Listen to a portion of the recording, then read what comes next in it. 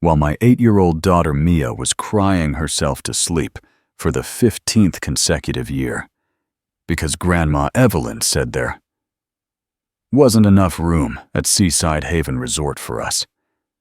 During the family Labor Day gathering, my golden child sister Olivia was posting Instagram stories of her kids enjoying the oceanfront pool and gourmet dinners that I had been secretly funding for 3 years through anonymous payments, never realizing that the unsuccessful sister they systematically excluded from every family vacation was actually the anonymous benefactor keeping their precious traditions financially afloat while building a freelance design empire that generated more income than their government salaries combined.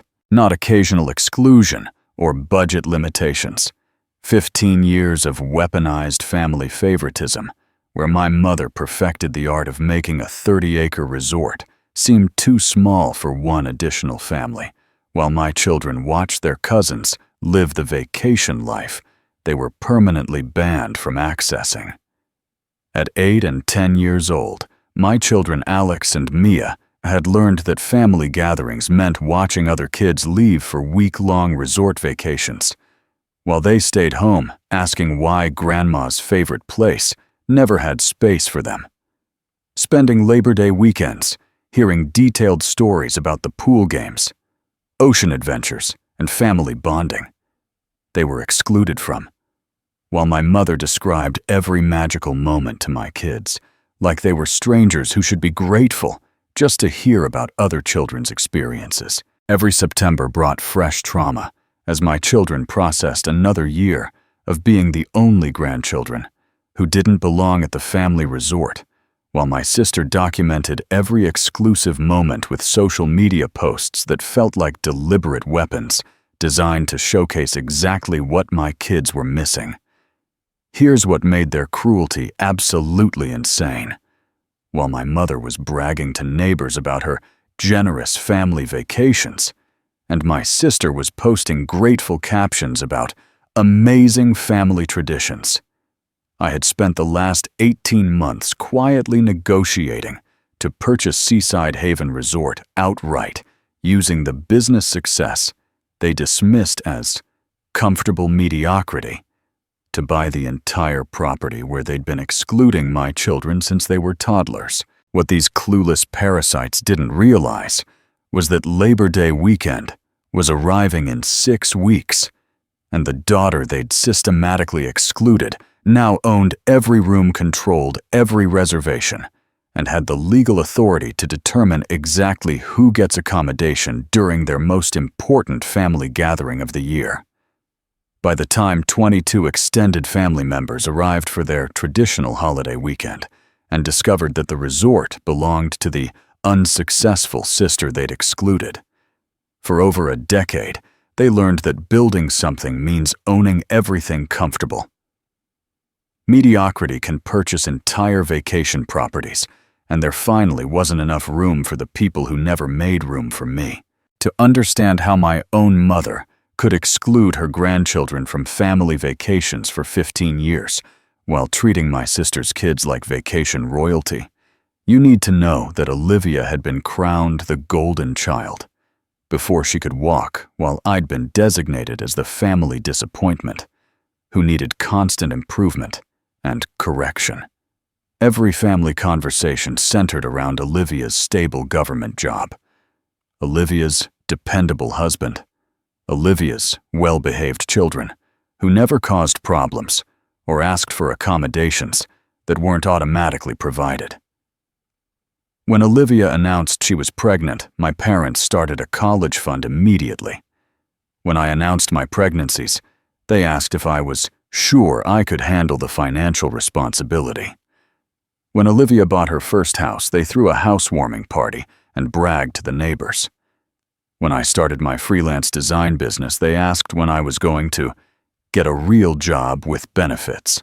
The pattern was so deeply ingrained that my family operated like Olivia's success was their shared achievement, while my accomplishments were lucky accidents that didn't count because they didn't fit their definition of stable employment. Olivia's government salary was reliable income. My growing client base was just freelance work that could disappear at any moment. Olivia was the golden child with the stable life. But what my family never bothered to investigate was exactly how successful my just freelance work had actually become. While they were dismissing my design business as hobby income, I was landing corporate contracts with major companies, building a client portfolio that generated six-figure annual revenue and saving money at a rate that would have shocked the family members who still thought I was struggling to make ends meet. My business had grown from designing local restaurant menus to creating complete branding packages for national retail chains. I had corporate clients paying me more for a single project than Olivia made in 3 months of her government salary.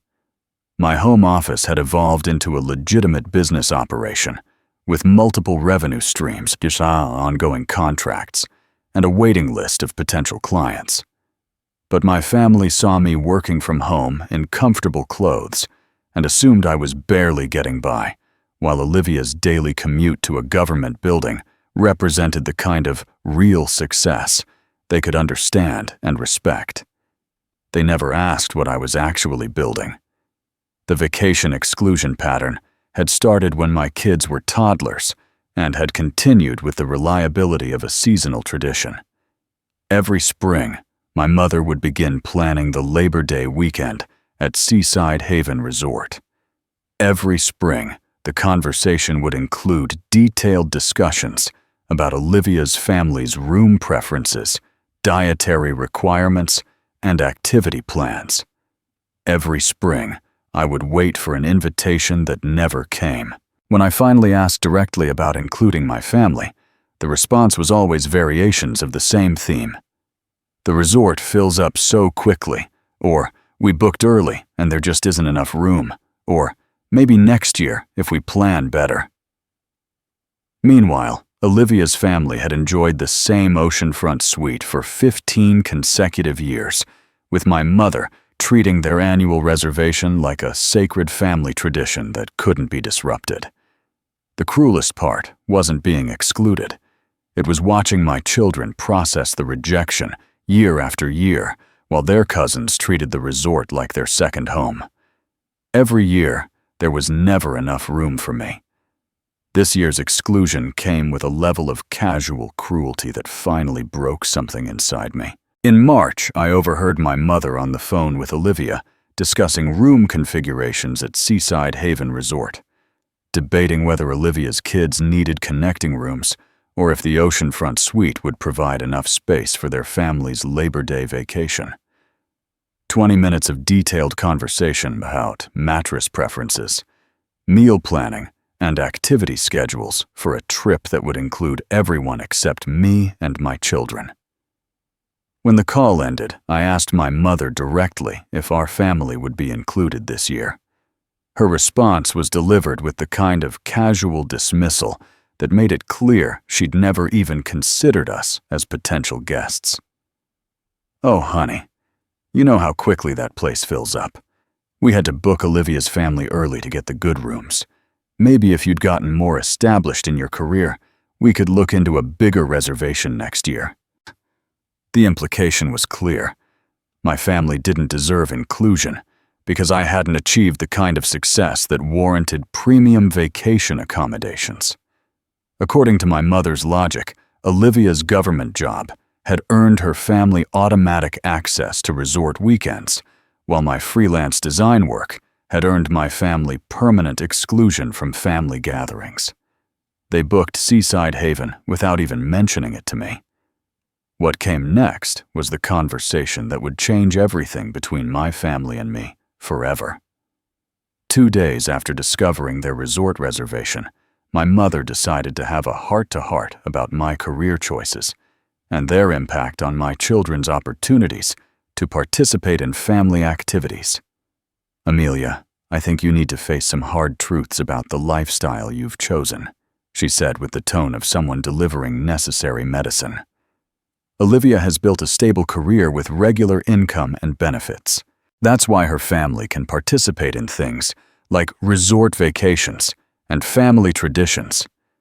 Your freelance work is fine for now, but it's really just comfortable mediocrity. It doesn't provide the kind of security that allows for family vacation participation. The lecture continued with detailed comparisons between Olivia's real job and my hobby business, complete with advice about how I might transition to more reliable employment if I wanted my children to enjoy the same opportunities as their cousins. According to my mother, my professional choices had directly caused my family's exclusion from resort weekends, and the solution was obvious: get a job more like Olivia's. Mom called my success comfortable mediocrity. That night, instead of wallowing in my mother's assessment of my comfortable mediocrity, I did what any successful business owner would do when faced with a problem. I researched solutions. If my family's issue was that Seaside Haven Resort was too exclusive and expensive for someone like me, then I needed to understand exactly how exclusive and expensive we were talking about. I spent 3 hours digging through property records, business filings, and real estate listings to learn everything I could about the resort that had served as my family's private vacation spot for the past 15 years. The property sat on 30 acres of pristine oceanfront, featured 42 guest rooms, 3 restaurants and recreational facilities that my children had only seen in Olivia's Instagram posts. But what caught my attention wasn't the resort's amenities. It was the financial information I found buried in public records. Seaside Haven Resort was family-owned, had been struggling with occupancy rates since the pandemic, and had recently hired a commercial real estate firm to explore potential sale opportunities. The property that my mother treated as an exclusive family retreat was actually a distressed asset looking for a buyer. I started researching how much their favorite resort cost. The numbers that appeared on my screen should have been intimidating, but after 6 years of building my design business into a legitimate operation, they were just data points to analyze.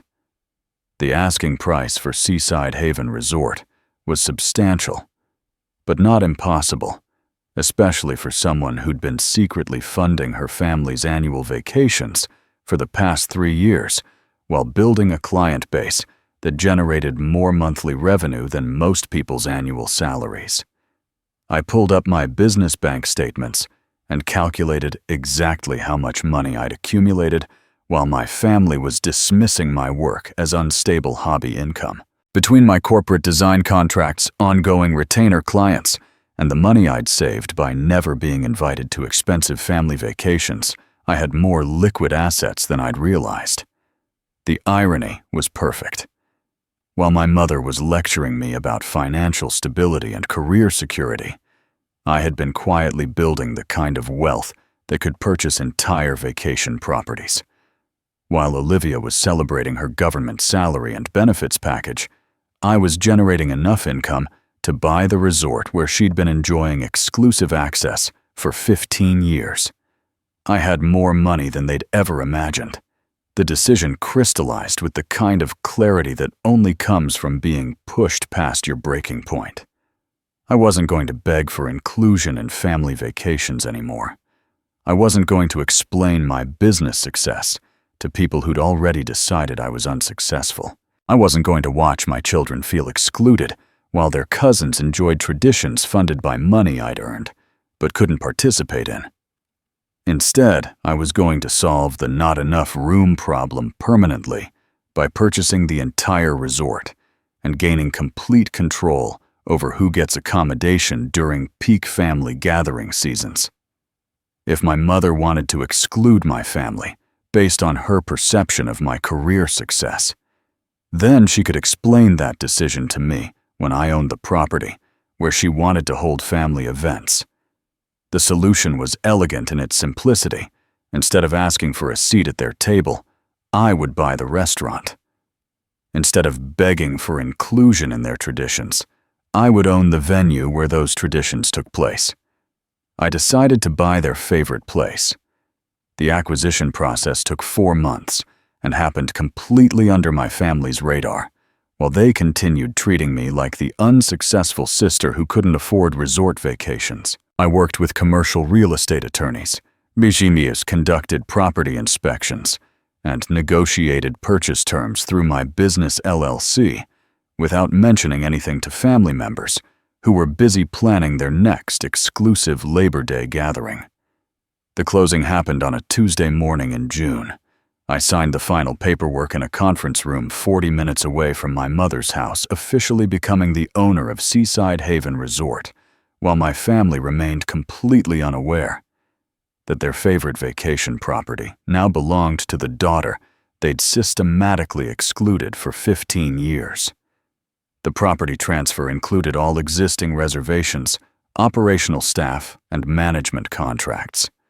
More importantly, it gave me complete authority over guest lists, booking policies, and accommodation decisions during peak holiday weekends. The resort that had served as the venue for my family's exclusive gatherings was now mine to control.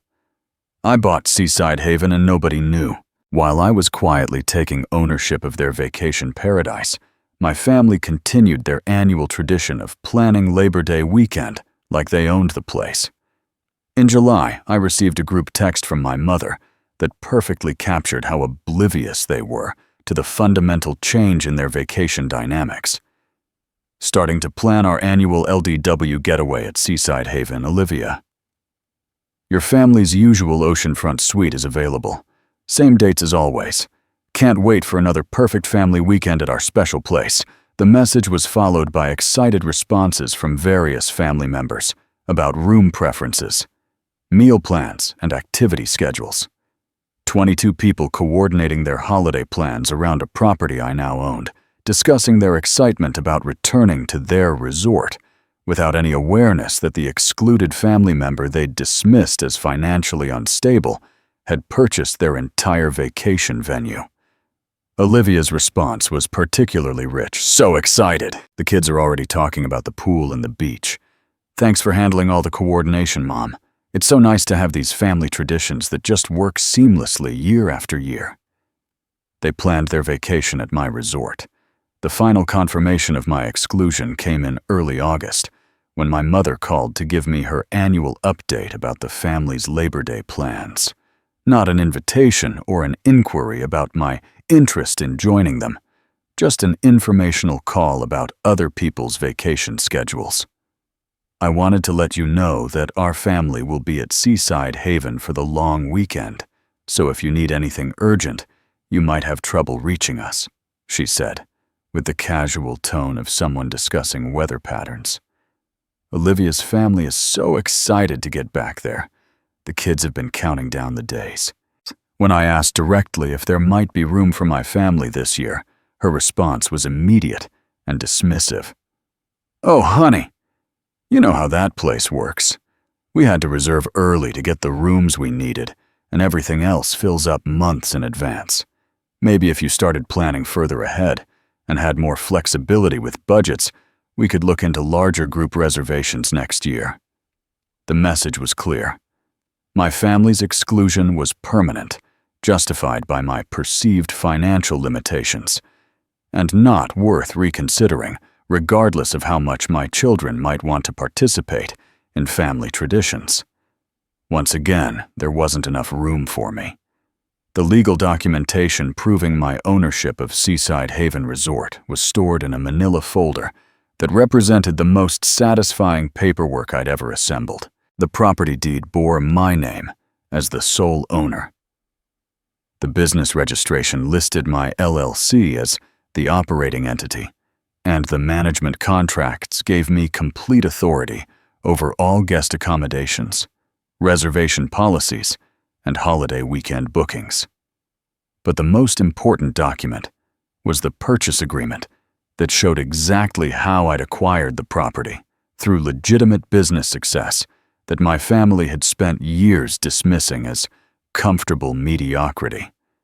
Every page of the contract proved that my freelance design work had generated enough revenue to buy the entire resort where they'd been excluding my children since they were toddlers. The closing statement listed the purchase price in numbers that would shock family members who still thought I was struggling to pay basic bills. The financing documents showed that I'd paid cash using money accumulated through corporate contracts that my mother had never bothered to ask about when she was lecturing me about career stability. I had the paperwork proving I owned their vacation spot. The digital evidence of my family's systematic exclusion was preserved in 15 years of social media posts that told the complete story of their vacation traditions without me. Olivia's Instagram account served as a detailed archive of every Labor Day weekend at Seaside Haven Resort, featuring hundreds of photos of family gatherings that included everyone except my children. I scrolled through years of poolside pictures, beach adventures, and group dinners at the resort's restaurant. Every photo showed the same pattern my parents, Olivia's family, various aunts and uncles and cousins from both sides of the family, enjoying the oceanfront paradise, while my kids stayed home. The captions were particularly revealing, with phrases like "perfect family weekend" and "annual tradition with the people who matter most." The most damaging evidence was in the group photos taken in the resort's main dining room every Labor Day Sunday. 15 years of formal family portraits featuring 22 people in coordinated outfits, standing in the exact location where I would soon deliver the news that their vacation venue now belonged to the daughter they'd systematically excluded from every single one of these documented celebrations. Olivia's Instagram showed every vacation I'd missed. The witness testimony I'd been unconsciously collecting came from extended family members who'd watched the favoritism play out year after year during these resort gatherings. My Uncle Benjamin had mentioned during a family barbecue that he'd always wondered why my family never joined the Labor Day weekends. My Aunt Carol had asked Olivia directly why my kids were never included in the resort photos she posted on social media. Uncle Benjamin's wife, Sarah, had actually confronted my mother about the exclusion pattern during last year's gathering, asking why some grandchildren got resort vacations while others didn't. According to Sarah's account, my mother's response was that different families have different capabilities for vacation participation, and that she couldn't be expected to accommodate everyone's financial limitations. The most telling witness account came from my cousin David, who'd overheard my mother explaining to another family member that she kept the resort guest list limited to family members who could really appreciate and contribute to these special gatherings. The implication was clear: my family's exclusion was based on my mother's assessment that we didn't deserve inclusion in upscale family traditions.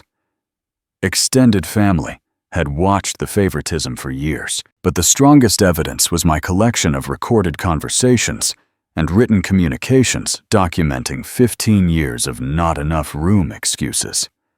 I'd kept every voicemail, every text message, and every email that explained why my family couldn't be included in resort reservations that somehow always had space for everyone except us. The pattern was consistent and undeniable.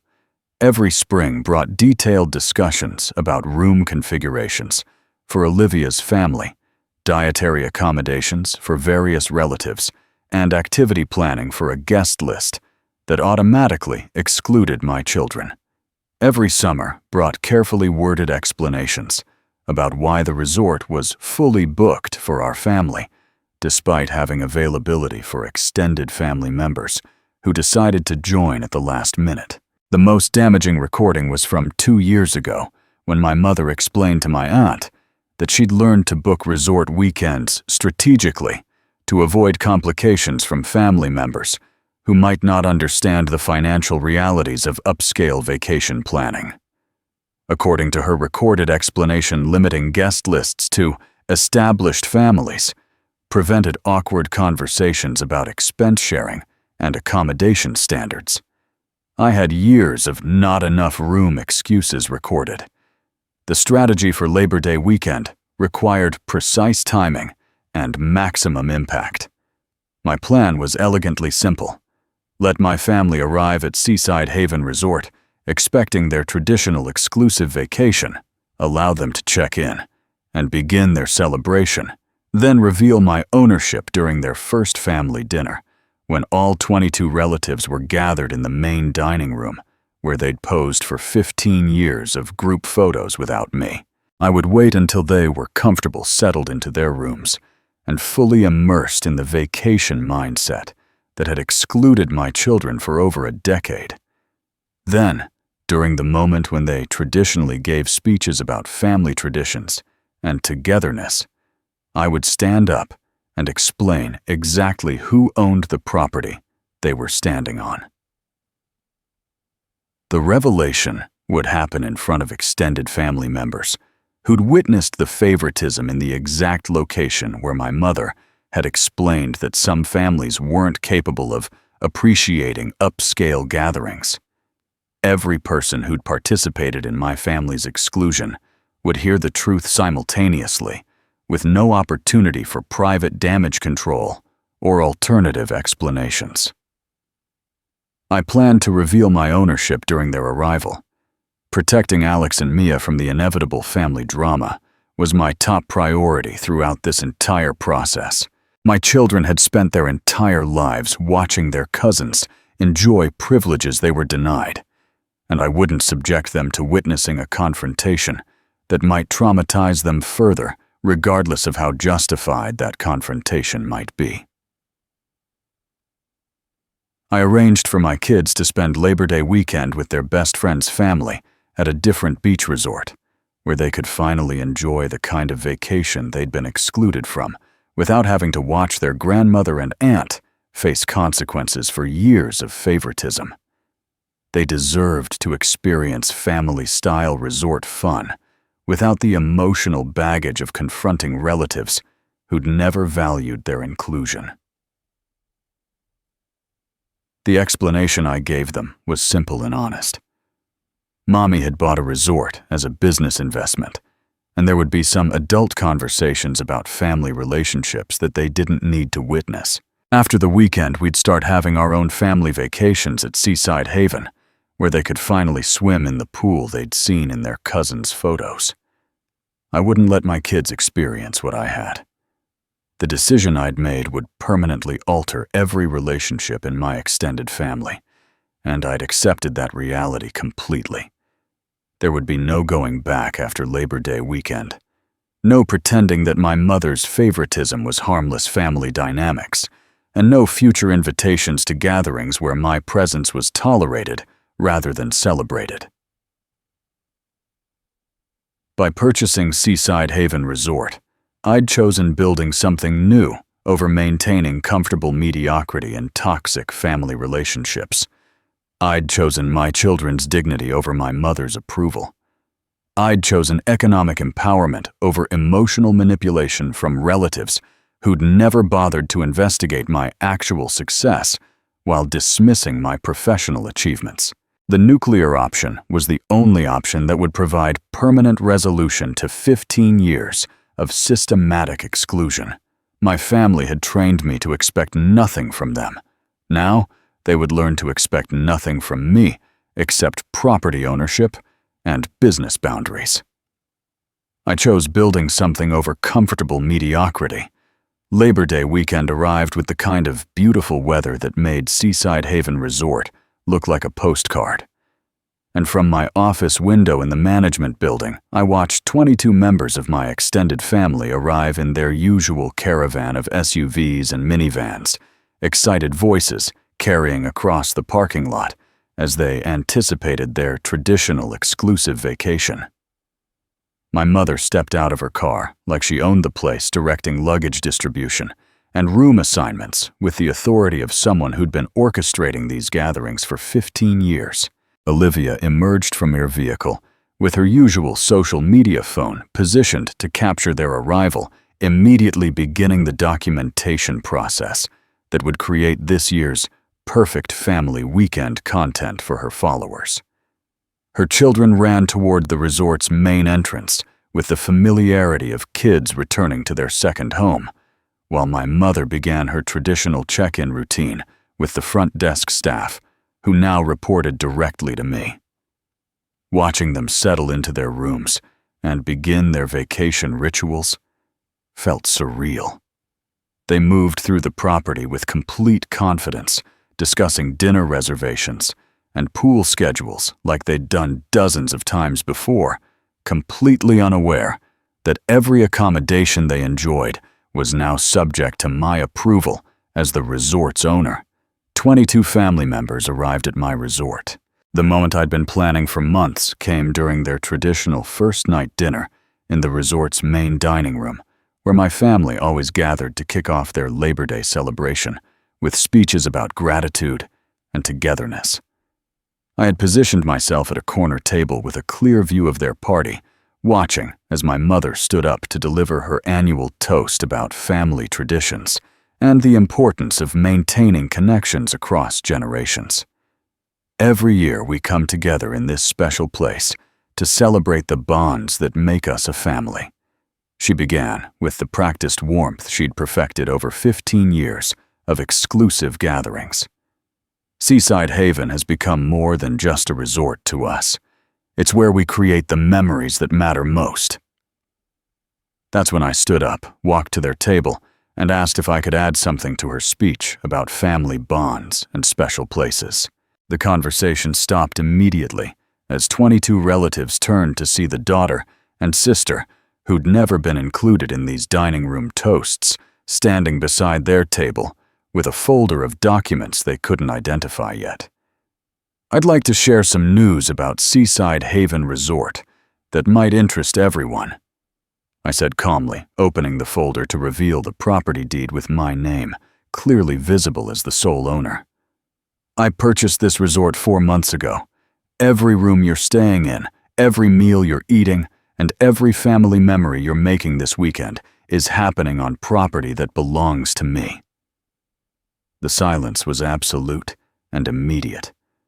My mother's face went white as she processed what I'd just announced, while Olivia stared at the legal documents like they were written in a foreign language she couldn't comprehend.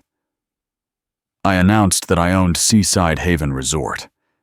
The revelation that followed was methodical and devastating.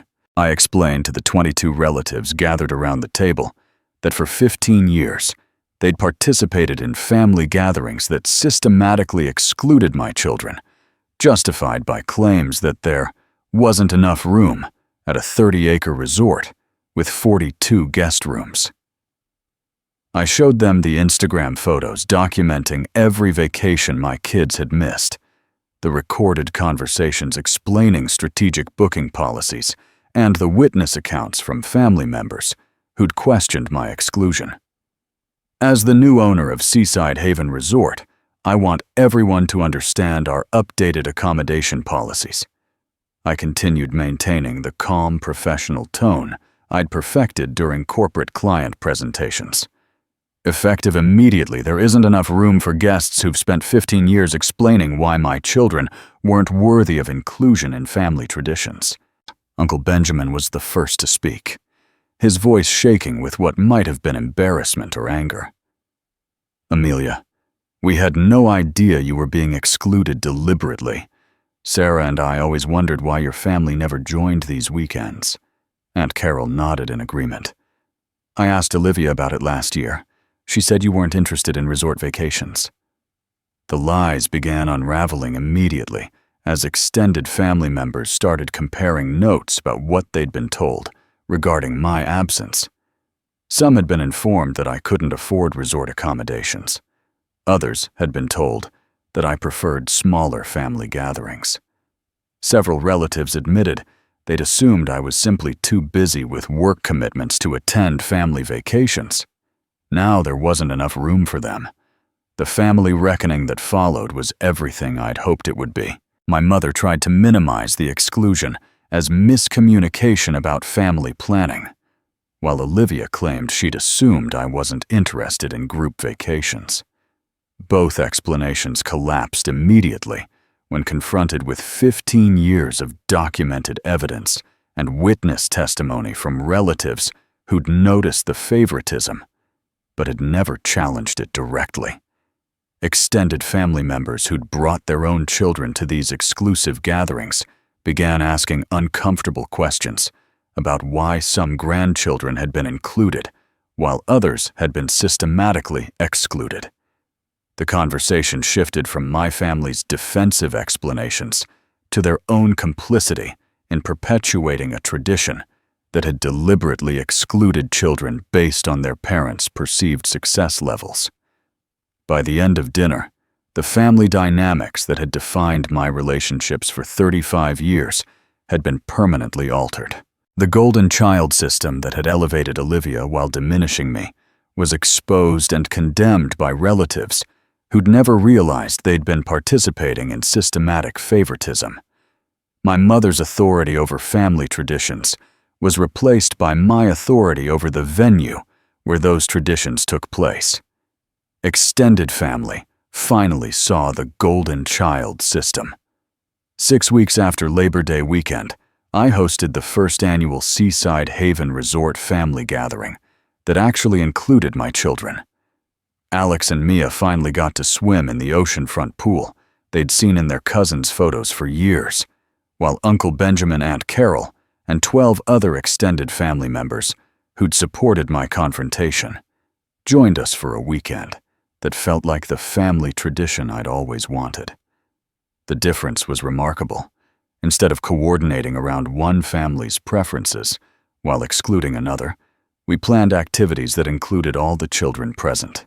Instead of formal dining room speeches about selective family bonds, we had casual conversations about building inclusive traditions that valued every family member's participation. Instead of Instagram posts celebrating exclusive gatherings, we took photos that showed what family vacations looked like when everyone was actually invited. My children experienced resort life as included family members rather than excluded observers. And watching them enjoy the pool games and beach adventures they'd been denied for years provided the satisfaction I'd been seeking since I first decided to purchase Seaside Haven Resort. I built the family gathering I'd always wanted. My mother and Olivia's relationship with me shifted to the minimal contact arrangement they'd earned through 15 years of systematic exclusion. Phone calls became brief and businesslike. Holiday invitations stopped coming entirely, which solved the annual problem of deciding whether to attend gatherings where my presence was tolerated rather than celebrated. My children's relationship with their grandmother became their choice to maintain or discontinue without pressure from me to preserve connections that had never valued them. The resort served as a permanent reminder of exactly how our family dynamics had changed. My mother and Olivia could no longer plan exclusive vacation traditions because they no longer controlled the venue where those traditions had taken place. They could no longer exclude my children from family gatherings because I now decided who got accommodation during holiday weekends. The power dynamic that had defined my family relationships for 35 years was permanently reversed. The daughter who'd been dismissed as living in comfortable mediocrity now owned the property where family status was determined. The sister who'd been excluded for building something unconventional now controlled access to the traditions she'd been denied. They finally learned what not enough room meant.